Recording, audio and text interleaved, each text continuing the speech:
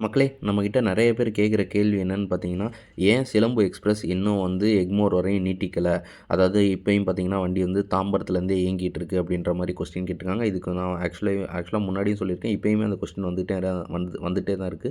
So அதுக்கான exact reason என்னன்றத பார்த்தீங்கன்னா, வண்டி வந்து போன தீபாவளிக்கு அதாவது 2024 தீபாவளி அப்போ பார்த்தீங்கன்னா, வண்டிய வந்து தாம்பரத்துலேருந்து இயக்க ஆரம்பிச்சாங்க. என்ன ரீசன்னு பார்த்தீங்கன்னா, எக்ஸ்ட்ரா கம்பார்ட்மெண்ட் குடுத்து முன்னாடி பார்த்தீங்கன்னா 17 கோச்சோட ரன் ஆயிட்டு இருந்த வண்டி பார்த்தீங்கன்னா, போன தீபாவளி அதாவது 2024 தீபாவளிலேருந்து பார்த்தீங்கன்னா, உங்களுக்கு வந்து ஒரு 23 கோச்சோட ரன் ஆக ஆரம்பிச்சிருச்சு மக்களே. ஸோ அதாவது அந்த கோச் நீட்டிப்பு காரணமாக பார்த்தீங்கன்னா, வண்டிய வந்து எக்மோர்லேருந்து தாம்பரத்துக்கு மாத்துனாங்க. அதுக்கப்புறம் பார்த்தீங்கன்னா, 6 மாதம் 6 மாதம் எக்ஸ்டென்ஷன் குடுத்துட்டே இருந்தாங்க வண்டிக்கு. அதாவது பார்த்தீங்கன்னா, ஒரு 6 மாதமும் அப்போ அந்த தீபாவளிலேருந்து அடுத்து ஒரு 6 மாதம், அடுத்து இந்த தீபாவளி ஒரு 6 மாதம், அடுத்து இப்பயுமே மறுபடியும் ஒரு 6 மாதம் மே மாதம் வரையும் குடுத்துருக்காங்க மக்களே. இந்த கோச் எக்ஸ்டென்ஷன் இருக்கனால வண்டிய வந்து நாங்க தாம்பரத்துலேருந்து தான் செங்கோட்டை வரை இயக்குவோம் அப்படின்ற மாரி சொல்லியிருக்காங்க.